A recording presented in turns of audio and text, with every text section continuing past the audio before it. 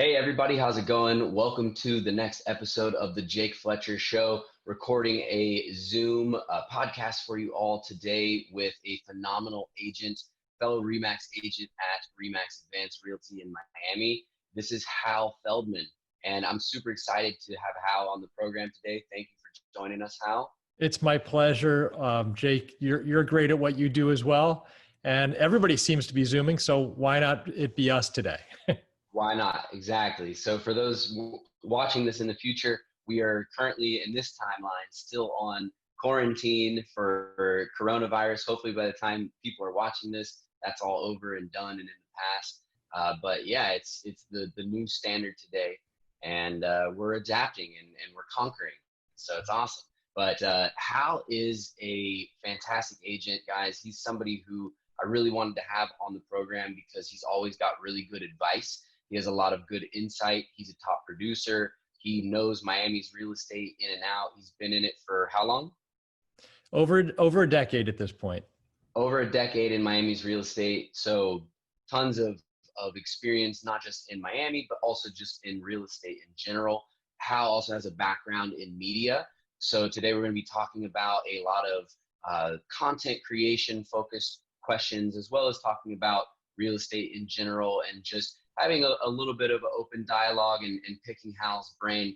As you guys know, on the Jake Fletcher Show podcast, every other episode we interview successful people in different industries, get their insight and wisdom so that you guys can apply that to your lives and advance yourself.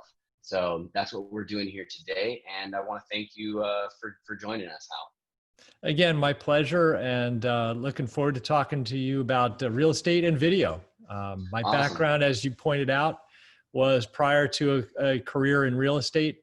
I worked in the media, both radio and television. When I was in television, I worked in New York City, both for the local ABC station and then for the network. And I tend to know a little bit about video, and I'm able to apply that knowledge into the real estate market today. Yeah, that's awesome. And it's something that is kind of near and dear to my heart as somebody who's also a content creator. The fact that you have this wellspring of experience and knowledge about video and creating quality content is something that I feel is very valuable as a realtor. And it's very valuable not just to your clients ultimately, because you're able to do better at your job, but it's also very useful for our purposes today, because I think that it'll help out a lot of people out there who are maybe they're realtors, maybe they're in another industry, but they're trying to create video content and they're not sure where to start. They're not sure exactly what to do, best protocols and practices and all those things. And you're somebody who is a authority on the matter because you have not just your experience of utilizing it in the capacity of being a realtor, but you also have the experience of working in media, working in a TV studio, right? And really just a broad knowledge of the topic to give a little better understanding of things than somebody like myself, who I've created content for a long time, but I've only been creating video content myself for a short amount of time. My background in the music industry allows me to have a little bit of a leg up on some of the things, but you have a much more established background in a professional setting. Not that, music industry isn't professional, but it's a little bit of a different ball game than working in a TV studio. So tell me a little bit about what TV studio did you work in, or which studios, and what was your role there when you were working in that industry? I'm glad to give you a very brief. I worked in New York City, as I mentioned. And when I was working for the local ABC station, I was out in the field as a news cameraman, and then went to the network, ABC television network, also staying in the news area for the most part. But then I was working in all the studios with World News Tonight and 2020 and Primetime, as well as from time to time working at the soap operas, which were still being produced in New York City at the time. But what I really want to get to, as you pointed out, is video is a great tool, but you have to know how to use it.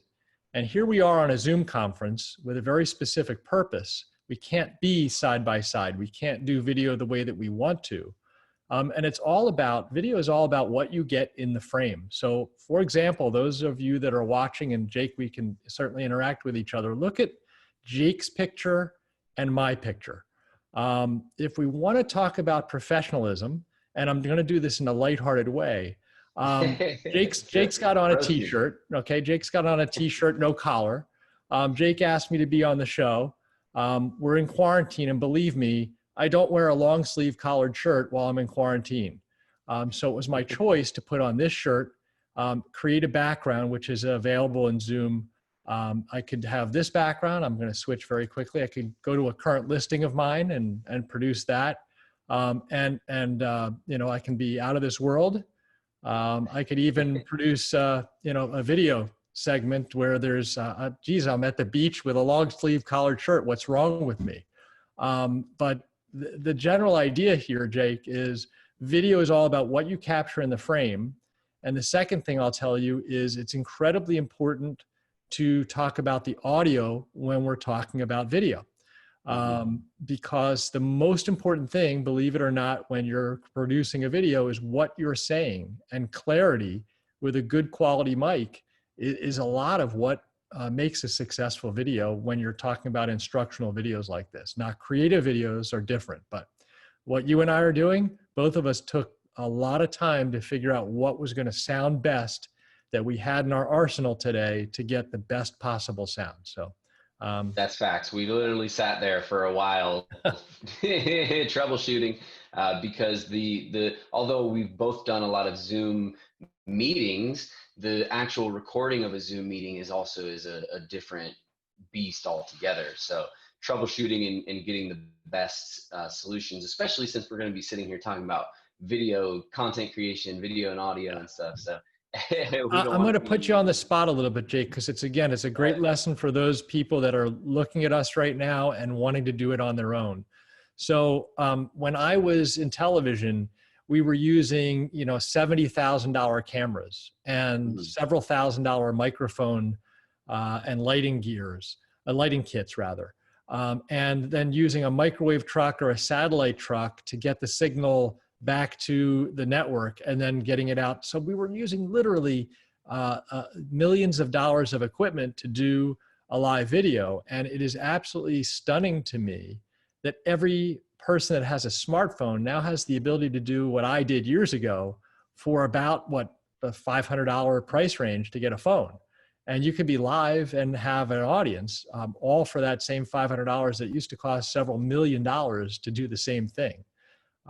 So the key is, and I'm going to ask you, Jake, to reach out for your lavalier microphone.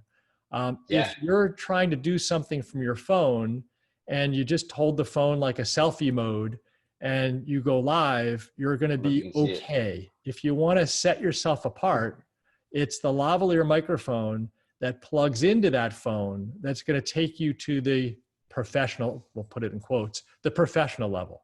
Your audio is going to sound so much more commanding and clear that instantaneously you raise the level of your production.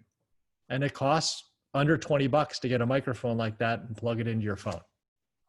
Yeah, one of the interesting things about that to me is that it's for the general public, it's something subconscious, right? You and I are people with a wealth of experience in content and media, different backgrounds, of course, but that lends us to being more analytical about it and noticing those things consciously. But for the general public, that's a subconscious thing, right?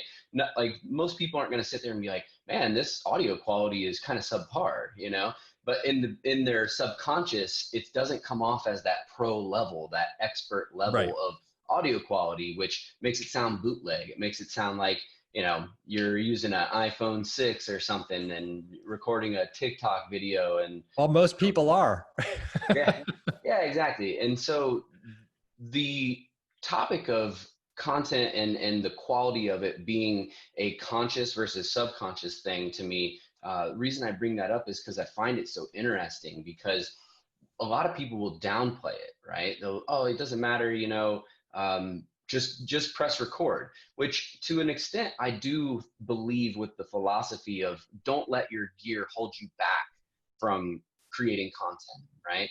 It's this whole conversation about creating, how to create quality content is under the premise, at least for me, of work with what you have, but try to optimize it, of course. And as Agreed. you can take steps up to getting better, better gear and things like that, then you're on the right path. But even if you have a freaking BlackBerry and that's all you have, use it. Just put the content out, and then as you get better and better, your quality of your content will get better as well. So paramount to all of it is just put out the content. Put out the content. If you have something to say, the content of the message, I feel like, is the absolute most important thing.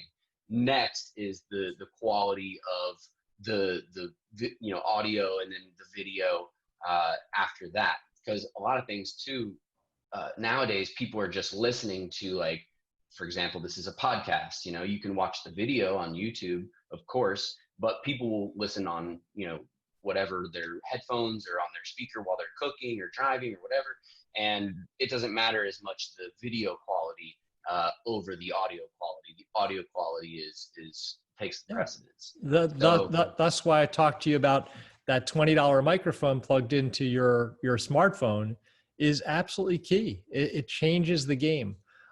Something else I thought I'd mention right here, because it kind of is germane, is, there's this old half joke, I'll call it, which is, what's the best camera I can use to capture this beautiful scene in front of me? And the answer is the camera you have in your pocket, right? Yeah. If you have a high-end Nikon, but it's sitting in the trunk of your car and it's a quarter mile away, that's the wrong camera to use. You capture things as you can, and use the gear that you have, as you mentioned, to the best of your ability. Yes, if you go out and you're planning on shooting this beautiful scene, take your best gear. But if you're on a hike and you didn't expect to see this wonderful vista, don't not take a picture of that vista simply because you don't have your Nikon with you. And that goes with everything in life. If you come across this very interesting scene and you're like, boy, it should be more than me that's seeing this right now, take out that smartphone, and 99% of the time, that's going to be the right solution. It's really quite stunning. Like I said, the power that people have in their pockets all the time now. And most of them don't think about it at the right time to apply that power. So the other thing that people are always talking about, and you and I mentioned this as a topic for today, is, oh my God, I don't know how to do this live. I don't know, what will I sound like? What will I look like? And the answer is, just do it. It's the old Nike slogan, take out that camera and practice. If you have 5 minutes, rather than going through Instagram, you're probably better served, if your plan is to start doing some video, just fake it. Turn on the camera, do the recording for no one else but yourself, and see how you look and sound. And don't really worry about it. I am not a news anchor. I'm not a superstar, but I get in front of the camera all the time, and I have an audience. And if I looked like, some superstar, I'm sure I'd get more viewers, but I have viewers, and that's the key. Just get out and do it. Jake, you're doing that right now. And in fact, you helped the RE/MAX office build their own video studio so that other agents can do that. And as you said, you haven't been doing video all that long, but you went out and you did it. And that's the key for a lot of people. You can't talk about it forever. You got to start doing it. And once you start doing it, you got to remain consistent, because just doing one video is, you can't rely on going viral. If your business plan is your strategy is to go viral, hang up your gloves, or whatever that expression is, because you got to keep at it. I think everybody wants to go viral, but the reality is, as I said, I've been in real estate for over a decade, and I've been doing video for every year of that time. And I haven't had viral videos.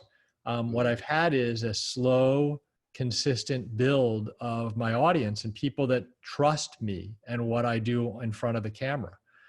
Yes, I'm a real estate agent. I'll give you a quick example. but my background is in news. So as we went into this pandemic, I went out to people that I knew, mayors, um, uh, uh, all kinds of people that are publicly minded. And I've done interviews and put them on my real estate channel. Yes, it's a Mm. different topic, but right now it is the topic. So you can become kind of your local or hyper local news person and gain an audience that way. Yeah. Yeah, and so that's probably the biggest benefit of doing video, and it's complemented by the fact that really just not a lot of people are doing it, especially in our industry. Uh, I think I heard that the average, average age of a realtor, of course, is a little older. I don't know what the exact number is, but the older you go, the less likely it is that you're doing video content and stuff. And the answer is Or it's all, the average age is older than you and younger than me. yeah, so and you're a shining example of how people who aren't millennials or Gen Z or something still have access to the record button, Yeah. and you can still press that record button, and you have a demographic that you appeal to that's different than my demographic. So us doing video is not a competition, right? It's complementary of one another, which is also kind of cool. It's not business in general. I don't see as a competition. The only competition is myself. But the fact that there's not a lot of people doing it, and B, we all have our own kind of demographics of people who are going to vibe with you more than me, or me more than you, and Right. that's humanity. That's the fabric of humanity. So those things coupled together help to make the importance and the prominence of video such a huge thing. And in my opinion, it's only going to get bigger and bigger. I've personally seen the power of doing video just for even a short amount of time that I've been doing it. And I know that especially now we're in these, Corona times, it's becoming more and more important, and it's only going to continue. It's only going to get more important as time goes on. People aren't going to be as impressed with a physical flyer with your picture on it as they are landing on a video that they were recommended on YouTube or somehow got to on YouTube and got to hear you speak, got to see your personality, got to know if you seem like the kind of person that they would even want to work with in the first place, right? So it also has the benefit of kind of narrowing down the potential clientele, right? Because I'm sure you have had many people that you've worked with or potentially may have potentially were going to work with in the past that maybe didn't gel exactly. I know I've had people that we just didn't gel, but when you have video, you can kind of circumnavigate that a little bit up front, and avoid some of those situations where, things, you may not get a deal because of it, but it's better because you're going to end up not having had a situation that was too stressful, or where things just didn't work out cohesively or work out as best as they could have for whatever reason. Right. Not any fault of one party or the other, just that's how the human race is. Certain people get along with other people better than they do with others. So that's another kind of hidden benefit of the video thing. For sure. Jake, maybe we can go into some tips and tricks. And if you don't mind, I'll start. One of the Yeah. things that we did is before we hit record on this podcast, we looked at both of our scenes and tried to optimize as best we could for the times that we have. So you have a picture where there isn't a window or something super bright behind you. You do have a window that's coming in from one side of the room and hitting Yeah. half your face, but we even dulled that down because otherwise you'd be half complete shadow, right? For me, Yeah. I happen to have what's called a ring light, which actually does a couple things. It puts a nice even light on my face, and it also, because of the size of it, gives me a nice twinkle in the eye. Now, I'm a little bit more adept and ready for this, but you have a perfectly good shot. I have a good shot. And what I'm really talking about is when you're starting to pay attention to what you're doing, not just shooting video for the sake of shooting it, you look at what's in the frame. You in the other room might, and I'm not saying you do, have a complete mess, but you look like you're in an office setting. It's orderly. And yes, it does look like you're at home, but it looks like you're a professional who keeps, business on the business side when you're at home. And, you don't have, 3 or 4 cats running across the screen, et cetera. So when you do hit the record button, you have to capture what you want to project. Whenever I'm doing real estate, I have the opportunity to make a house or a video look a certain way, or I could do it a different way. It's as simple as moving the camera. Right now, these are very static shots because we have to have it that way for a Zoom meeting, but often people will take their camera and they will move. Well, if you start a move, Jake, do you know where you're going to end? And that's kind of a trick question. You should never move a camera, zoom, do anything in the way of changing the shot unless you know where you're going. And there should be a reason for that change. Does that make sense? Yeah, absolutely. Yeah. Yeah, because the background is going to influence the overall impact of the video itself. Of course, if I could be in a studio environment, or if I had an iPhone, I could change the background of my screen right now, but I'm on an Android, and that's currently not a function available to Zoom users. Also, my screen aspect ratio is different because also a function of my phone. Whereas if you're on a different phone, it would be different. So there are certain limitations, but you want to recognize what they are and optimize them. So if you're a realtor who has never recorded video, you're wanting to start recording video, what's the chronological process of what you would recommend? How should somebody start from the planning phase to execution? Wow, that's a long and loaded question. We can do bullet points. How do you plan to shoot your first couple of videos? Okay, so most people are going to feel as if they are too nervous and they don't look or sound the way they want to sound. And the first thing you have to do is get over that. The best thing to do, frankly, is to get in front of a mirror and find a way to memorize 4 or 5 sentences and try to do that in front of a mirror first. I think then you're not worrying about the microphone. You're not worrying about the device you're using for capturing video, typically a smartphone, but you are literally looking at yourself and trying to get your brain in the mode of remembering something. Now, I can tell you without any wavering of a doubt that when I write something as a script and then I get in front of my camera, it's a little bit different. It's never memorizing exactly those 5 or 6 sentences. And you know what? It becomes natural not to read that script out of your head. Yes, you have a general idea of what the first sentence is and where you want to end on that 5th or 6th sentence. But in between, if you flub something and you have a word that isn't quite right, but it still works, you're probably going to be happier with the result of that slight difference between real script and what you did than forcing to remember that script and doing it 30 times. So I would be in front of a mirror and I'd say, what do I want to convey? Another big one, which you and probably a zillion other people are guilty of, is we're doing this Zoom conference, right? And you invited me to be your guest speaker. When you are doing video, most of the time it's not about you. It's about you interacting with the world.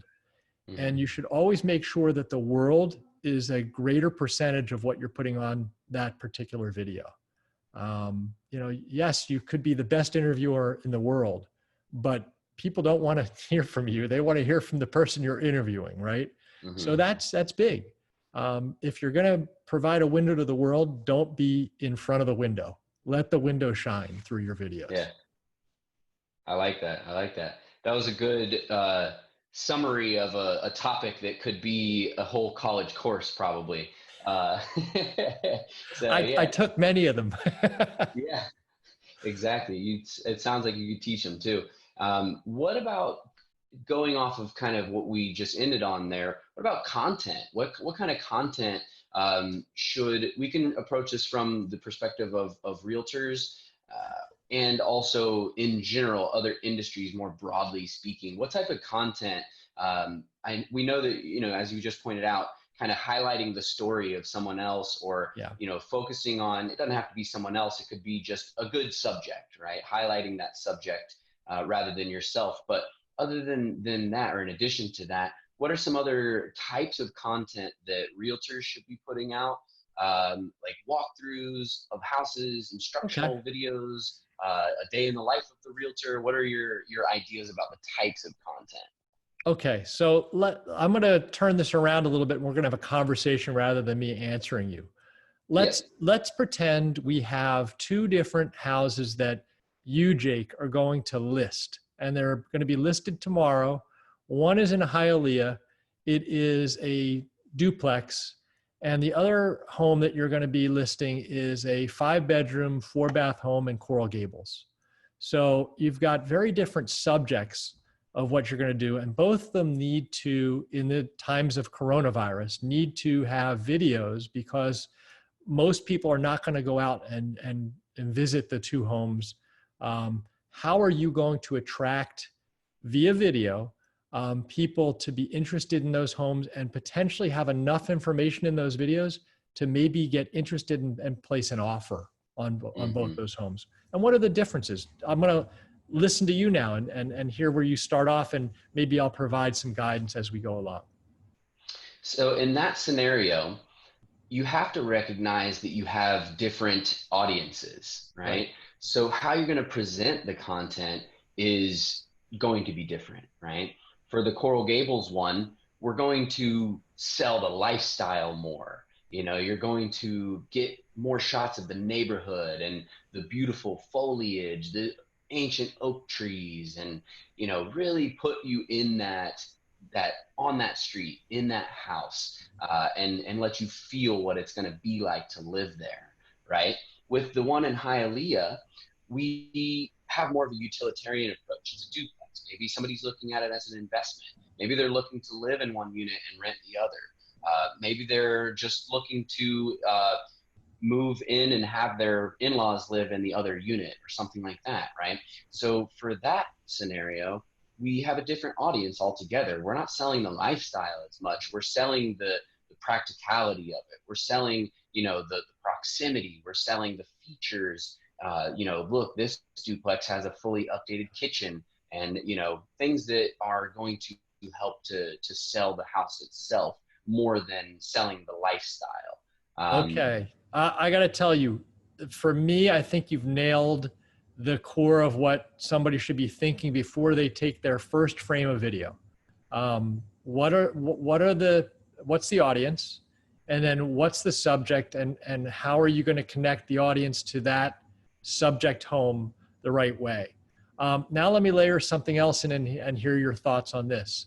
You not only have a smartphone where you can capture the video, but you also have access to I'll say it, your own drone, and you can use that drone without any cost. Paying somebody else to shoot it. How would you deploy the drone in both or either of those home situations? For me personally, even though I have the drone, I'm not going to operate it because I'm not a professional drone operator. Okay, Um, I'll layer that in. You're now a professional drone operator too. okay, I'm now professional. Okay, well, I think it's important to say, because some people think that, oh, I got a Right. drone, I can just do it myself. But if your drone shots aren't worth a damn, then you know what? It doesn't matter, you know. So first things first is make sure that the camera operation of whatever is going to Yeah. be pro.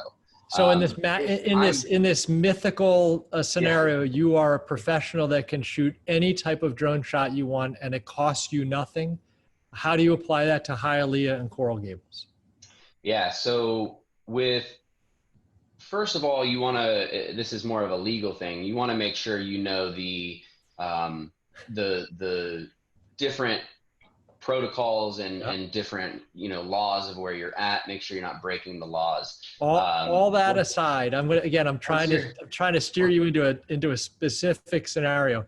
Again, mythically, you can have yeah, that drone anywhere you want on both those properties without any legal problems. But you're right. You should always pay attention to what the laws are surrounding rules of operation for a drone.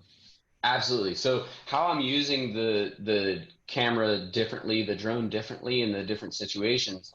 With the Coral Gables one, again, you're selling the area, right? So you're gonna have a lot more overhead shots showing that where the house is in relation to its neighborhood, what the neighboring houses, look like, how much foliage there is in general. You want to make sure to highlight that, highlight the ambiance of where you're at more so.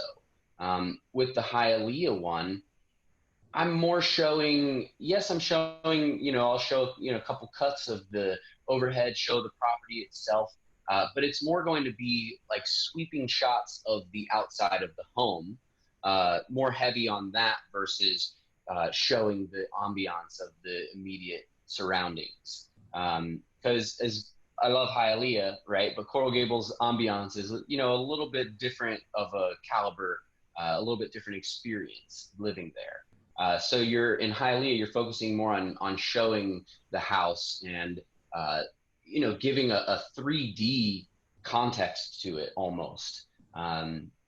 Whereas in the Coral Gables one, you're relying on you're going to have a 3D context of it, but it's more so focused on that immediate area and showing the ambiance. Okay. So now I'm going to talk to you about what I would think about in both those situations. So first of all, I think you're pretty spot on with Coral Gables. There's more opportunity to put pretty things into the frame when you're using a drone. Often and likely is the case that if you put the drone up and you're doing an overhead shot, you're capturing primarily roof. And the roofs in Coral Gables have standards that need to be met by Coral Gables government. So you're typically going to have this terracotta barrel tile, and it's going to be pretty and well kept, because if not, that homeowner is fined. So when you put a drone up, you typically have a pretty roof, a lot of greenery around it, and it's a nice scene to create with your drone. If you put that drone up in Hialeah, what's it going to typically look like? You're going to have a stained grayish type roof, and it's not attractive. So I would even go so far as, unless I have a special subject home in Hialeah, I probably won't fly a drone at all. I think that the video should be used from a stabilized smartphone or video camera, where you're capturing the front of the home from ground level, and putting a drone in the air in Hialeah often yields negative video rather than positive video. That's how I'd approach it. And so the idea was not to prove anybody right or wrong. It's to say, you don't use drone video because, oh my God, it's a drone video and that's really cool. You use a drone when it's appropriate. And if you're not capturing something pretty, it's not appropriate. What else would you do with interior shots of both those homes, Coral Gables and Hialeah? So this is a answer that depends on whether or not the home is vacant or occupied first off. Right. Because if it's vacant, then you need to do some staging first, right? You don't want to just have a complete empty house and do interior photo and video most of the time, Usually you're going to want to have some, even just light staging, some flowers and on the counter of the kitchen, and a towel hanging on the little oven handlebar, and little light things like that. Maybe in the living room, you can get some actual staging done. And then from there, you can budget depending, of course, because that's also a factor. But if your budget's not a factor, stage the whole house. If it's an occupied property, meaning that there's either a tenant or a landlord, fingers crossed that it's not a landlord, owner, fingers crossed that it's an owner, not a tenant, because usually that's going to, video a little bit better. If it's occupied, then you need to put in some time up front to make sure that it's camera ready, right? And by camera ready, putting away all the kids' toys, taking photos off the walls, if possible, if that makes it look better, if there's like shadows around where the pictures used to be, and obviously maybe that would not look good. But if you can take the photos off the wall of like other people's families and stuff, because you want to help the potential buyer imagine that their family is living there, not your family, right? Right. Or your tenant's family. So getting it camera ready is definitely huge. I agree 100%. You want a camera on a gimbal, meaning a stabilized photo or video in this case.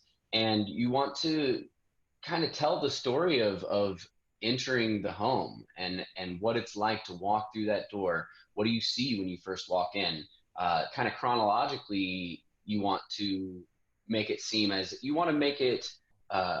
apparent to the viewer what the layout is essentially of the house by how the shots are sequenced, right? So the order of the shots. If when you walk in, it's the living room right away, and then the kitchen in front of you, and then the bedrooms are to the right, and then there's an office to the left.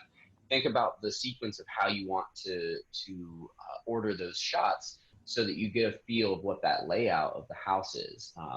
Because floor plans help to sell a house as well. And you also definitely want to highlight the best features of the home the most. You want to make it, because you always got to think that there's a potential that somebody's kind of only half paying attention, right?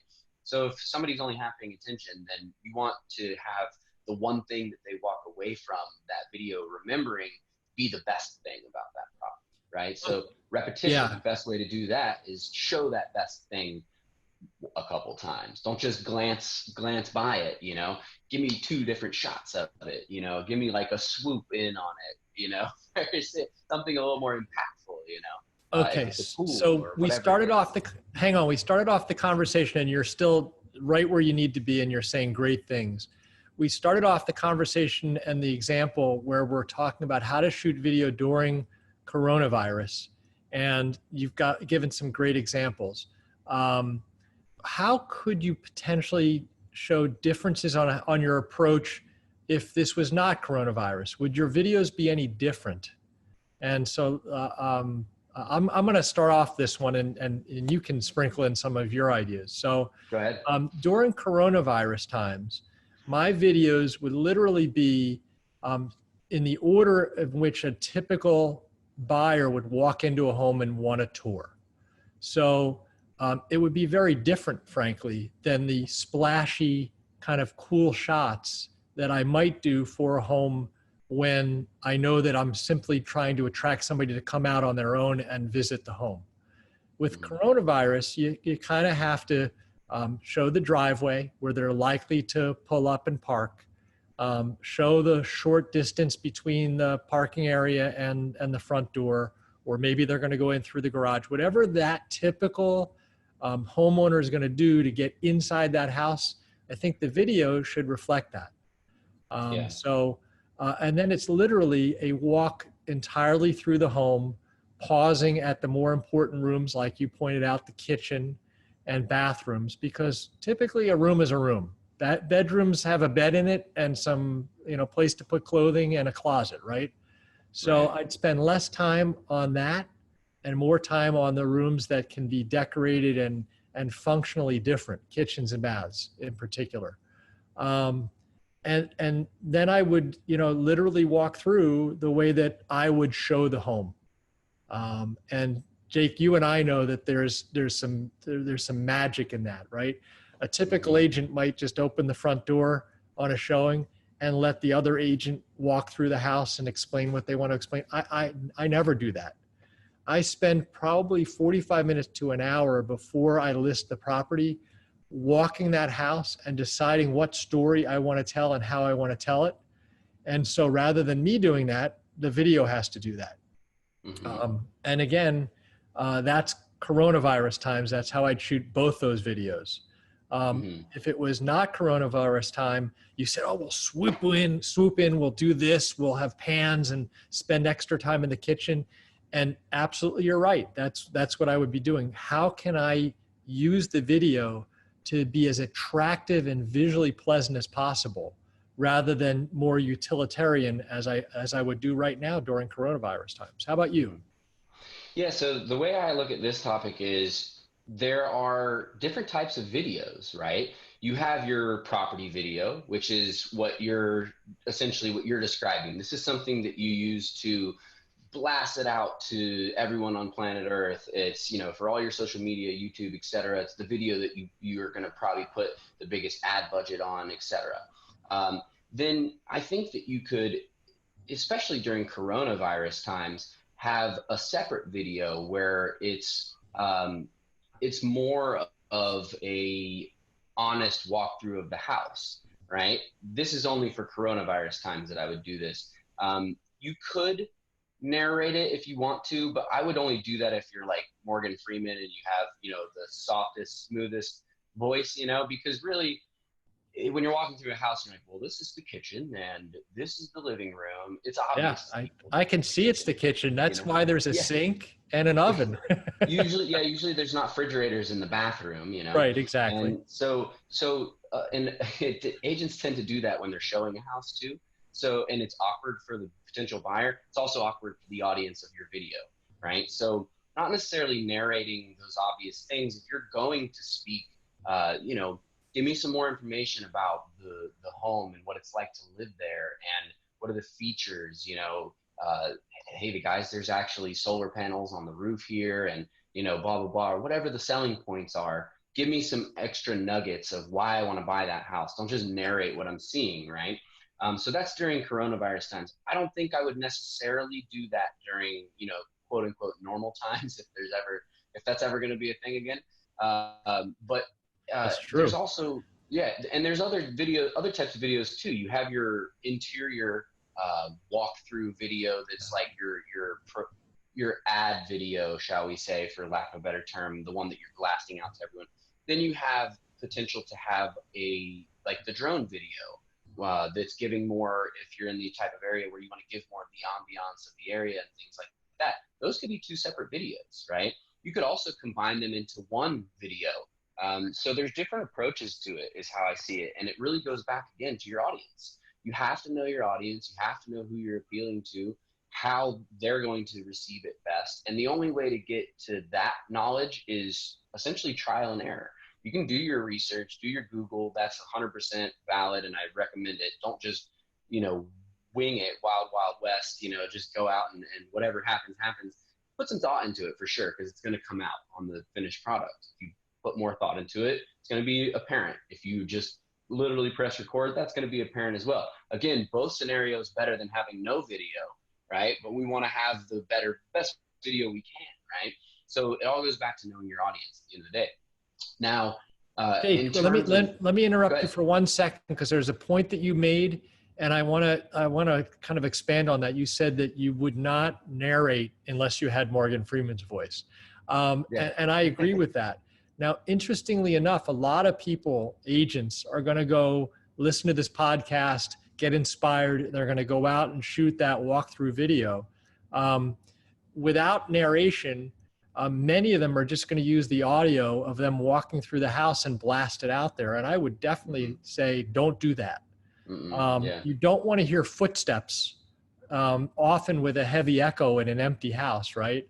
Right. So it's important to not only shoot the right things, but a little bit of post-production is what we call it. Things that you do after the initial video is shot is important. So I don't know if you just hold your finger over the smartphone's microphone, but what I would be doing is I would be either muting the audio so that you have a completely silent video of walking through the house, or potentially selecting music that you could put back there. There's two problems with music, by the way. One, licensing. You could get in trouble for using a piece of music that you're not supposed to.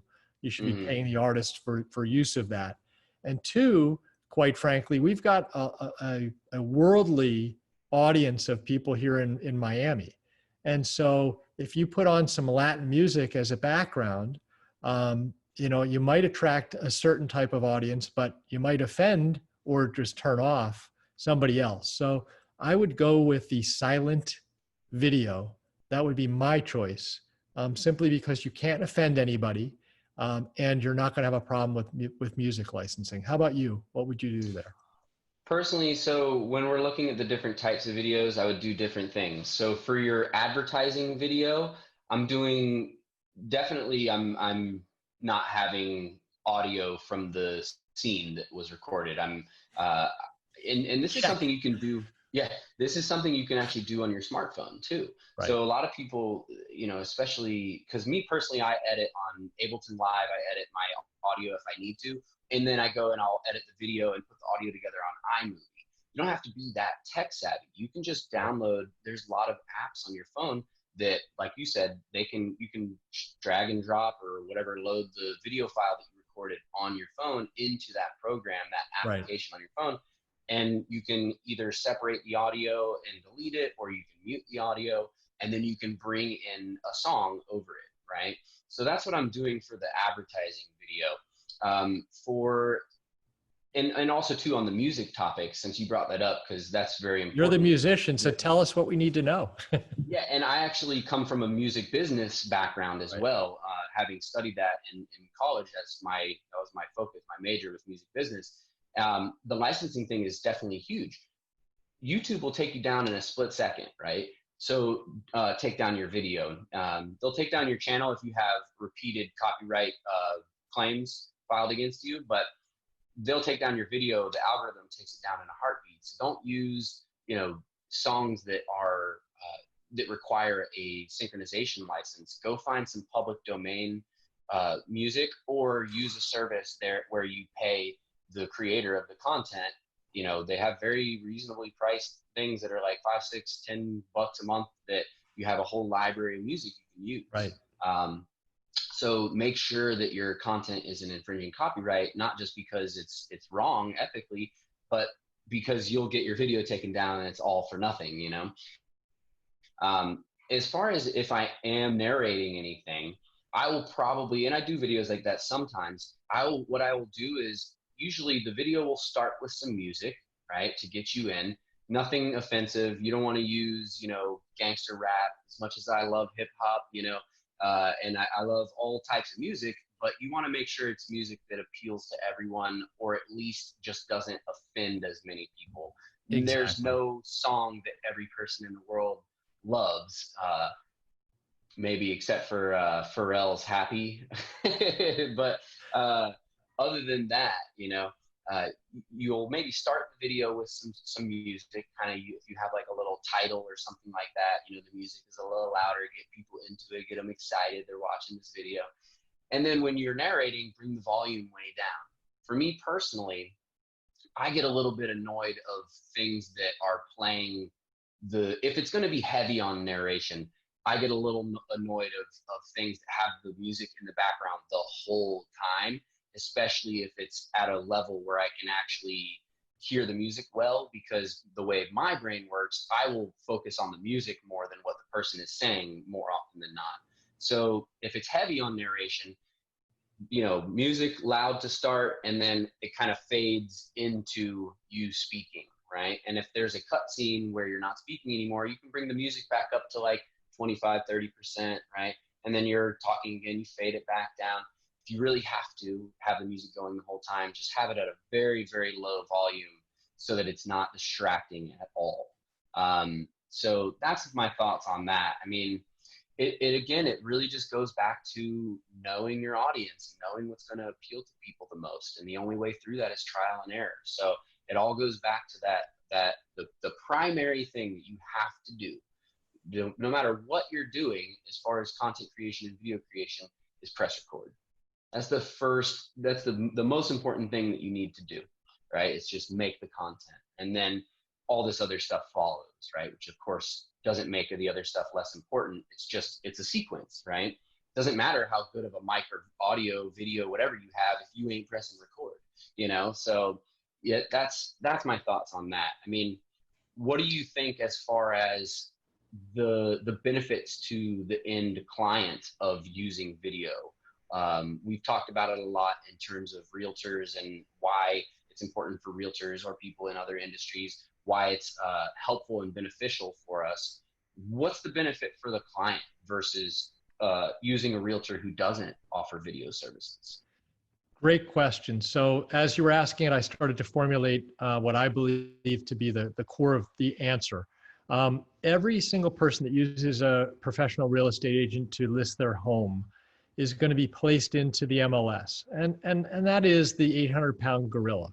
When you list with an agent, it goes into this service that literally is copied with text and photos around the globe. And so your house gets exposure on many, many websites, including being featured with other agents that are looking for homes through the MLS itself. So video does something very special. It provides a different type of data set about your home. It's not photos, it's not text, it's something new. And when that video is placed by your agent on services like YouTube, there's a bunch of them out, a bunch of other video services, but YouTube being the largest one. And services also on social media like Facebook and Instagram. It's a brand new way for potential buyers to discover your home by doing search terms or just finding it in their feed as a random natural thing. So video, just in and of itself, even if it was a 3-second video, gives a much larger audience potential. And then, of course, the power of video compels most people. A lot of people are not readers. A lot of people look at photos, but they're not as exciting as video. So if you put video into your arsenal as an agent, you're servicing your listing and those sellers a whole lot more than somebody that doesn't. So frankly, I'd be, and I'm promoting myself and you, Jake, I'd only be looking at agents that know how to do video. There's no Yeah. reason in this day and age to find somebody that is either a dinosaur that doesn't know how to do it, or somebody that's younger in the business that just doesn't want to take the initiative to do that because you're missing a huge portion of your audience. Yeah, there was a really interesting stat from NAR, National Association of Realtors, where this was from 2018 because I saw the stat a little ways back, and the 2019 stat wasn't out yet. But in 2018, homes that had video, drone video, and just video in general sold 68% quicker than homes that did not, which I believe it. I didn't know is that stat, but I can completely believe that. and I don't know about you, but I do an annual review of how many days my homes have been on market, and mhm, I am typically in the areas that I service. It's very important to understand this. You can't say, well, I sold all my homes this year in 14 days or less, because you working in an area that's filled with $300,000 homes, yes, you're going to sell faster than the agent that does multi-million-dollar homes. mhm. But when you look at what I've done and how I believe video has played a role, I can completely agree with that stat that homes that have video and drone sell faster because you've created a larger potential audience base to see that material out on the web. Yeah, yeah, and it's a decisive statistic. I mean, when you know that, and of which we do very well, you understand why some sellers do not even want to work with agents that don't offer video. I've had Yeah. sellers tell me that, like, oh, well, we liked the fact that you do video. You know, was it the deciding factor? In some cases, yeah, they'll say, yeah, you're the only one who does video that of the people that we interviewed or whatever it is. So it can be a very deciding, very much so a deciding factor in whether or not people want to use your services or not, straight up. And another thing too that kind of came to mind while we were talking about that is You mentioned, YouTube and the different platforms and stuff, and maybe we can kind of wrap this up with this, and then I want to get like your final tips and things. What platforms are best for people to share the different types of video content?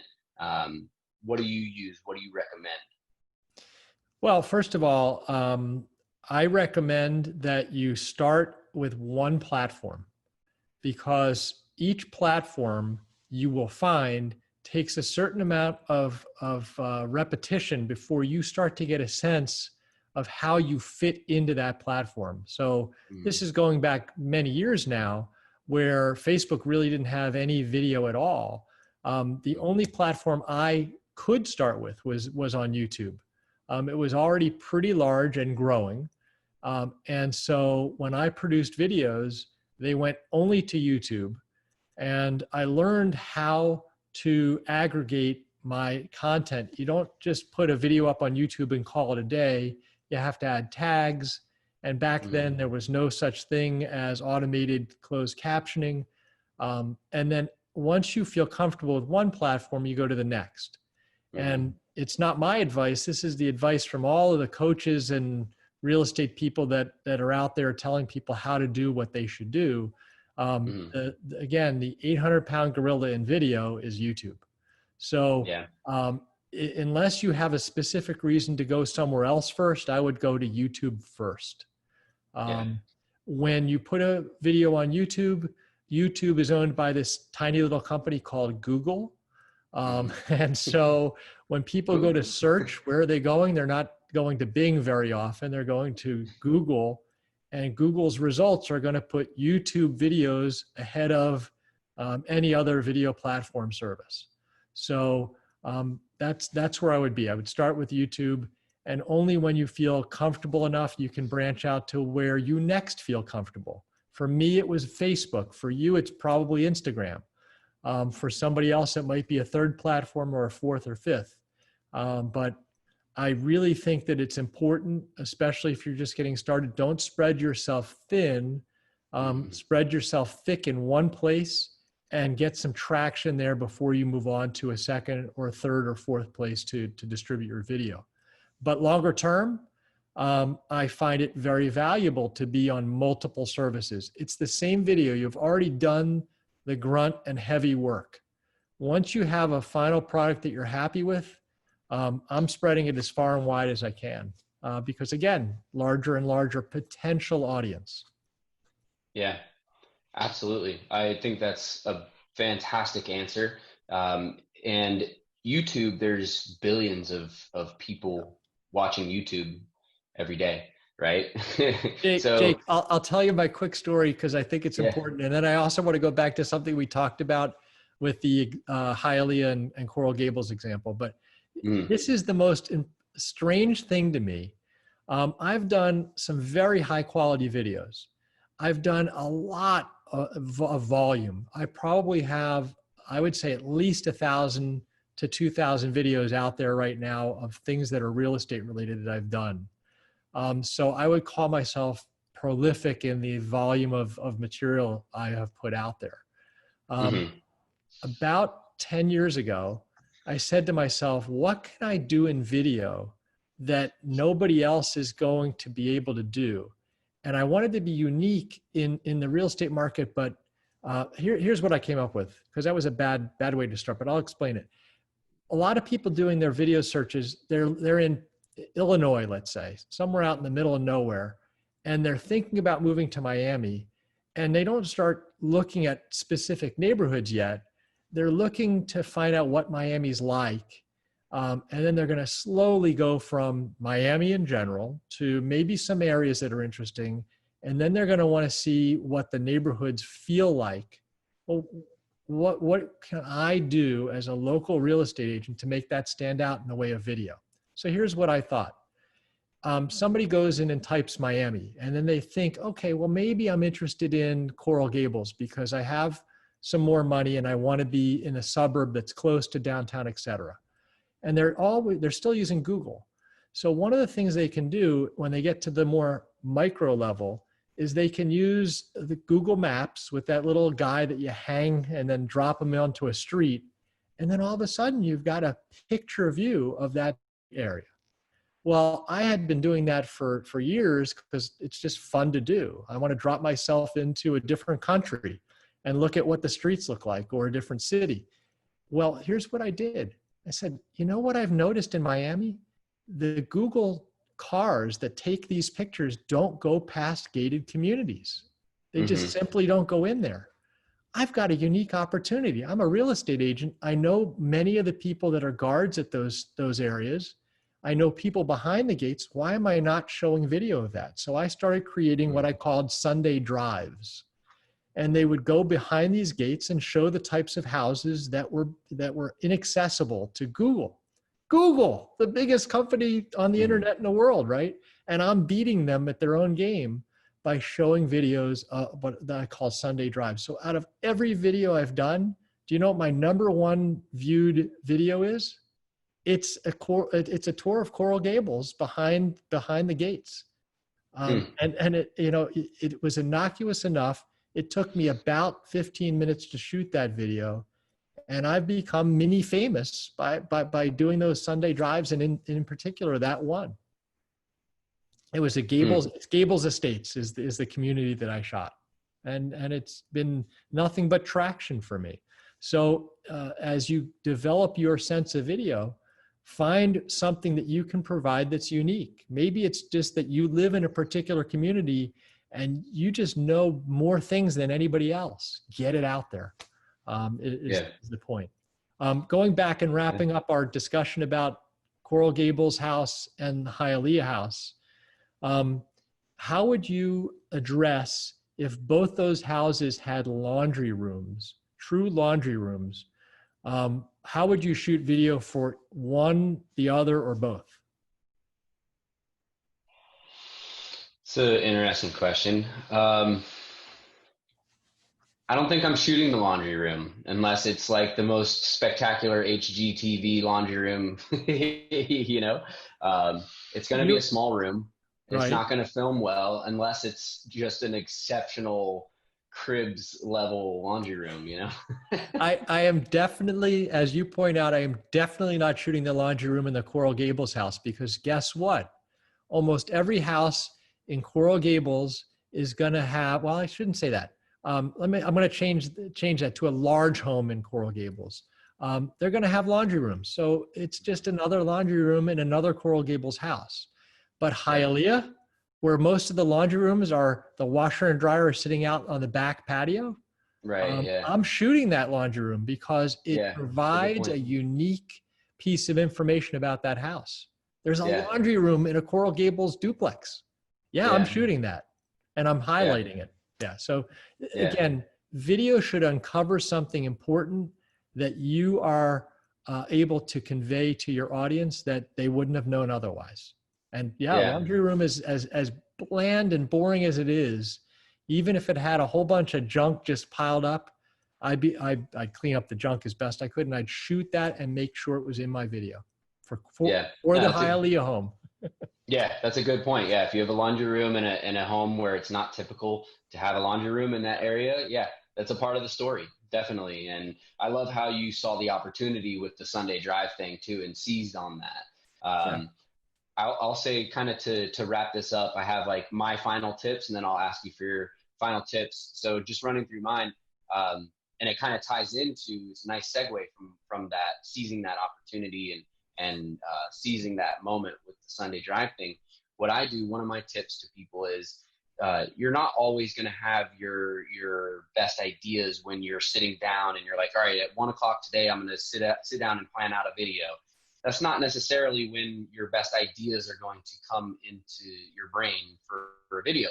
So what I do is I have a note on my phone. I have just podcast ideas. I have video ideas, and I keep track of these different ideas that I have, so that when I'm like randomly somewhere doing something and I'm like, that's a good idea for a video, boom, I just have a repository of places where I have all these good ideas that I can draw from when I sit down and it's time to plan the video and I'm not exactly sure what type of video I'm going to do.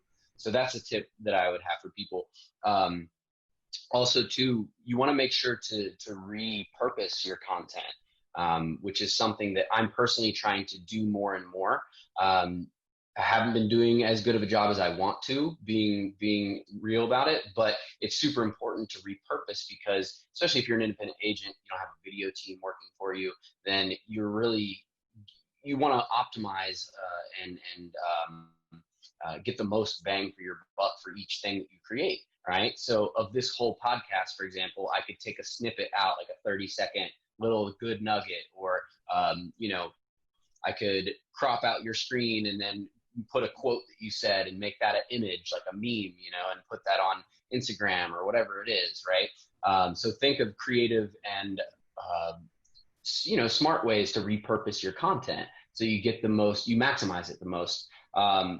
One thing I will say for people who are having a hard time with getting past their own excuses, they're tripping on their own foot.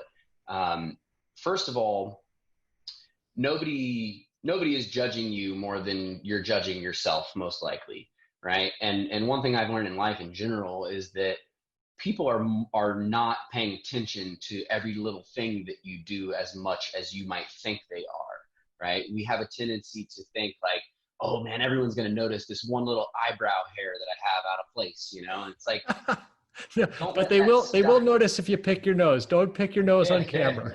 That's a major issue. Yeah. But don't let those little aesthetic things stop you from creating content. Likewise, don't let big Agreed. things stop you either, if it's something that you can't control.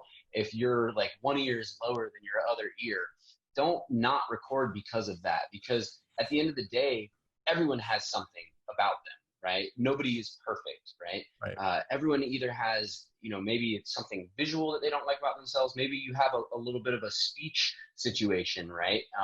You have a stutter or whatever, a lisp, I don't know.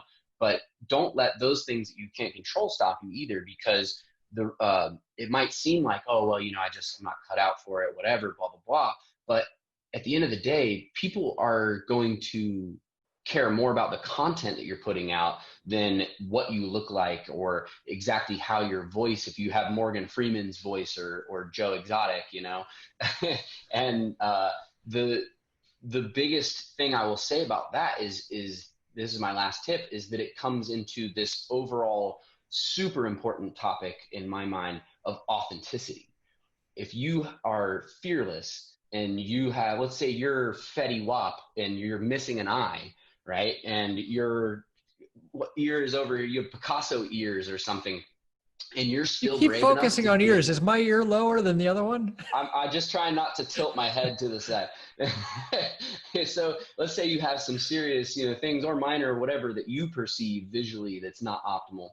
If you're still courageous enough to get in front of that camera, the people who do notice those things are going to, and maybe they have the same issue, they're going to respect, and they're going to kind of give you credit basically for doing it regardless, and how much do we love like the underdog, right? As a society, as a species, we love the underdog. So Yeah. if you have something like that, it's almost an advantage if you look at it like that, because people are going to not only value your content, they're going to be like, this is a pretty awesome person for overcoming their Picasso ears, and missing an eye or whatever it is, right? So the overall topic of authenticity to me is just gigantic. I mean, it's more of a life philosophy than a content creation philosophy, but when applying it to content creation, authenticity is the most important thing to have as a central value to what you're putting out there. Because if you're inauthentic, people smell it immediately, the same way little kids or animals can sense if there's something off about somebody, right? If you're coming off a little like fake or whatever it is, people are going to smell that, so don't be anything other than who you are, and put out your honest version of yourself. And it's, even if it's not Mr. Super Perfect announcer guy here, people are going to like it more than they would like that, because that's an old style of doing things that I feel like in the social media revolutionized world, it doesn't really apply anymore. You go watch your favorite content creator on YouTube, and then go watch NBC News. tell me which one you trust more, every little exact thing that they're saying. You know what I mean? Like, not that NBC is great, they're fantastic. They deliver some content or whatever, but the point is, like, Mr. Anchor guy, you can't relate to it as much. So authenticity, man, is just super, super like the headline of all of this. And that's my last tip. So what are your thoughts and what are your tips? Well, you hit so many good tips. I'm going to leave it alone because we've got a bunch throughout this video. Yeah. But what I'll finish up with is understanding your goals with video. If we're talking about real estate, and that's what you and I are experts in, the first one is to bring a larger audience to potential seller, to your seller. Bring an audience. And video adds a whole new layer of way to reach out to somebody and bring them in to look at that home. And we talked about a whole bunch of great ways to do that.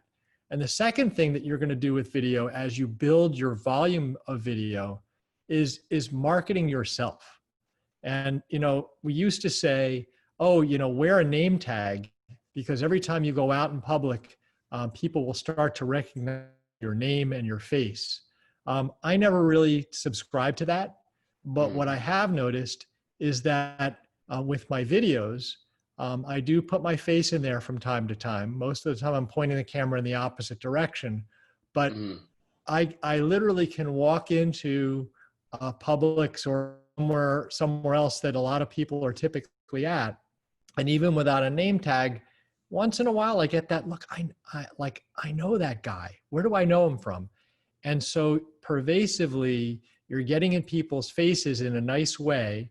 And ultimately, when you do your marketing with your face on your business card and on your signs that are out in front of houses and the videos that you do, you're building your own brand.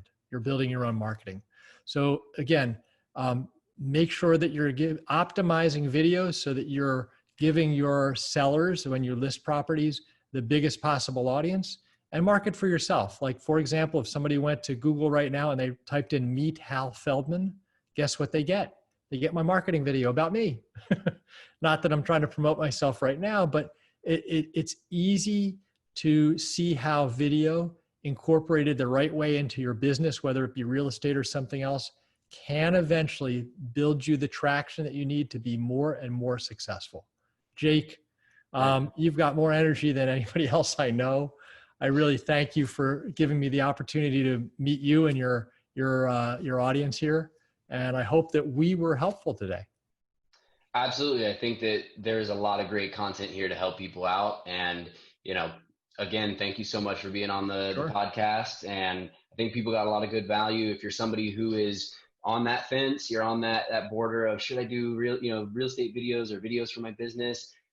Go do it. Let this be the video to push you over the precipice, and just hit that record button. Even if you just do it, like you said in the beginning, once a day for however long, and not share it, just to get used to it. Do it in front of the video. Just take the steps and do it. You guys are going to see the benefits and the rewards of it, and your clients are going to as well. So Hal, thank you so much. Miami Hal. Guys, I'll drop his website and his links and stuff below so you can check it out. And digital handshake here. Thank you so much for being on today. Socially distant. And when you're practicing in front of the mirror, folks, make sure you wear a collared shirt. And you don't need anything else. Just, go out there and practice, and turn on the record button. And when you're comfortable, get it out there. Get it out there. Absolutely. That's all it is. Jake, you get it out there. Everybody else, aspire to be like Jake. Get it out there. Yeah, and guys, definitely give Hal's videos a watch, because he's got some really good stuff. It'll give you guys ideas as well. So check it out in the comments below. Thank you all so much for watching today. This has been another fantastic episode of the Jake Fletcher Show. Hope you all enjoyed. If it's your first video, don't forget to hit subscribe, the like button, ring the bell, all that good stuff. Drop a comment below before you leave this page and on to whichever one of either of our next videos that you're going to next. And we'll see you guys next time on the Jake Fletcher Show. Sell smart, buy bold, and we'll see you next time. Peace. See ya.